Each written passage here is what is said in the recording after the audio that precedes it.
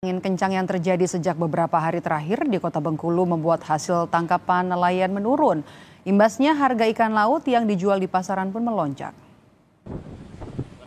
Sudah lebih dari sepekan aktivitas melaut nelayan di Bengkulu terganggu akibat angin kencang yang terjadi. Gelombang perairan yang tinggi imbas angin kencang membuat nelayan hanya bisa melaut dengan jarak tempuh yang dekat. Mereka tak berani terlalu jauh melaut karena ditakutkan beresiko tinggi dan hasil yang didapat pun tak maksimal. Sekarang angin kencang, jadi agak susah nelayan mencari ikan di laut.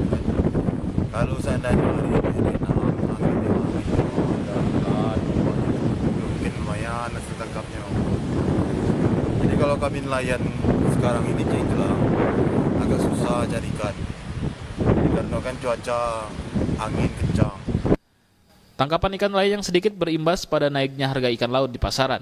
Kurangnya pasokan ikan membuat penjual menaikkan harga. Seperti ikan tongkol yang sebelumnya dijual Rp30.000 menjadi Rp35.000 per kilogram. Sedangkan ikan KPKP dari harga Rp50.000 menjadi Rp60.000 per kilogram. Harganya kalau istilahnya kita tidak tahu kalau dia lebih itu. Cuman kita dengan antar diput. Tapi ada yang naik kan? Kalau ikan naik harganya. Badai kan.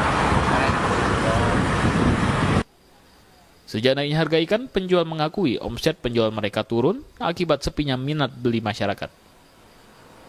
Bayazir Al-Raihan, Kompas TV Bengkulu.